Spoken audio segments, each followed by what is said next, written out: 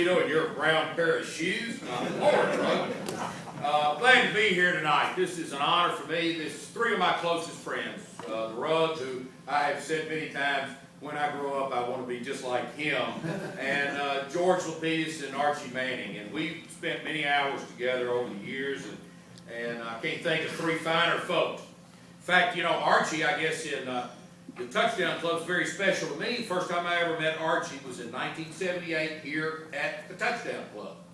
And I think that was the year where you NFC MVP that year, 78, and the Saints went 8-8, and I guess they figured, hell, if they could be 500, somebody deserves some credit. and Archie was MVP that year, and as much as things changed, they stayed the same. I was chairman or president of the club in 1987, and Father Viron was given the blessings then, and he has lost. He has not lost a thing. He is a true treasure. And Josh Pastor was here, and it just seems like yesterday when George called me up on the phone, told me that he was going to hire Josh Pastor to be the new head coach.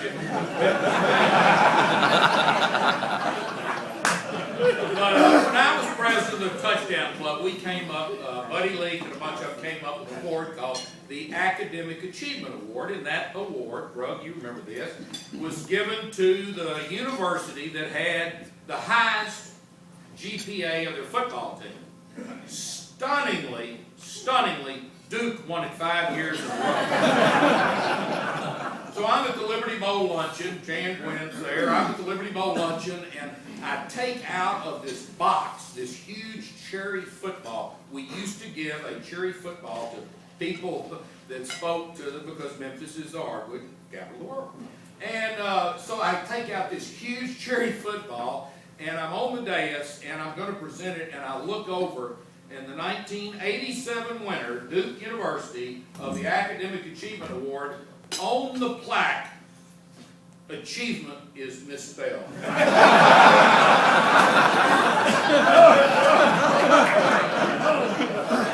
So I begged the president of Duke to let me take that back and get it fixed, and he would hear none of it.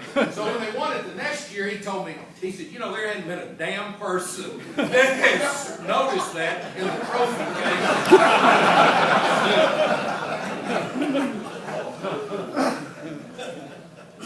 Man walks into a bar, sits down, says, I saw the sign outside, said, martinis, 25 cents. Guy says, really? 25 cents? What's the deal with this? He said, oh, the guy that owns this bar, he hit the lottery, feels like that he owes something back, always feel like he's overcharged. The guy said, 25 cents. He said, I'll take a martini. Gives him a quarter. He's sitting there drinking, and he notices this guy down at the end of the bar.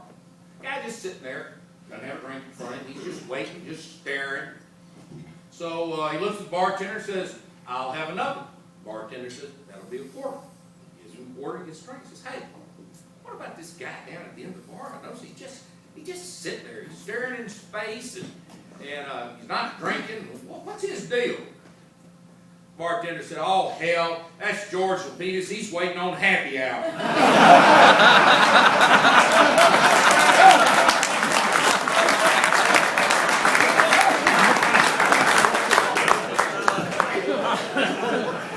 Our friend Georgie has had an incredible life. He has had a career. I mean, think about this now. Rugg said, everybody raise their hand that has listened to Sports Time. I want everybody in here to raise their hand that has read or did read the Press Seminar. Who remembers the old Press Seminar? Great afternoon paper. George was editor of the Press Seminar. And George, if I'm not mistaken now, October 30th, 1981, was that? Now, October 31st, 1981. 1983, I'm close. Hey, just give me a break here. I'm in the right decade, you know. And so let me think about this. He was sports editor of the Press Seminar, now defunct. And he also, he left there, he became the special assistant to the president of the Kansas City Royals. He did that. Then he came back, and he was athletic director at Was it Rhodes or Southwestern? Was it Southwestern then, or it was Rhodes? He was athletic director there. Then he was a special consultant at Hilton Head. He had a TV show. He did various other consulting things. You know, I've got to think about this. Hell, George can't keep a job.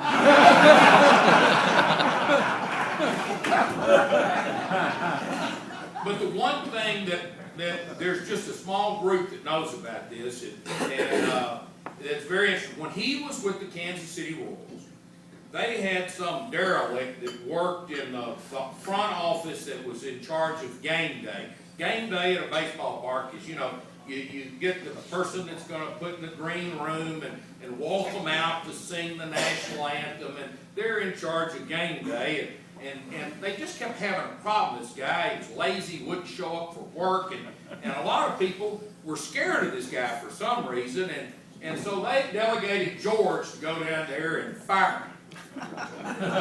The guy that George fired was Rush Limbaugh.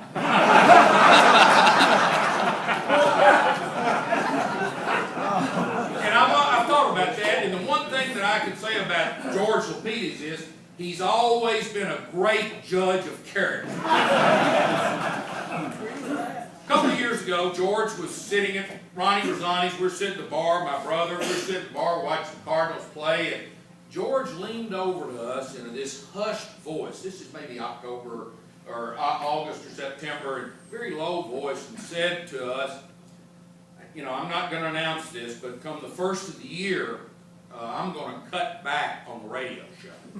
I'm going to take it easy. I'm going to cut back. And I said, hell, George, are you going to have 58 minutes worth of commercials on each section?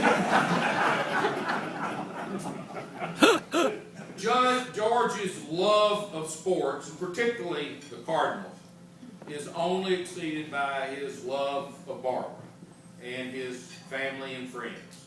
Indeed, we are all very fortunate. I think about it in a couple of ways. I think about how much poorer this community would be without George, and I think about how richer he has made those of us that love sports. His contacts and his show and who he brings, he has brought the playing field, the locker room, the gossip into our homes, into our cars, into our places of work. He's a true professional.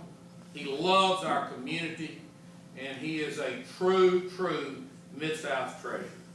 I love George. I love what he means and what he stands for, and I'm so very honored to be here tonight. Thank you, brother. Love you.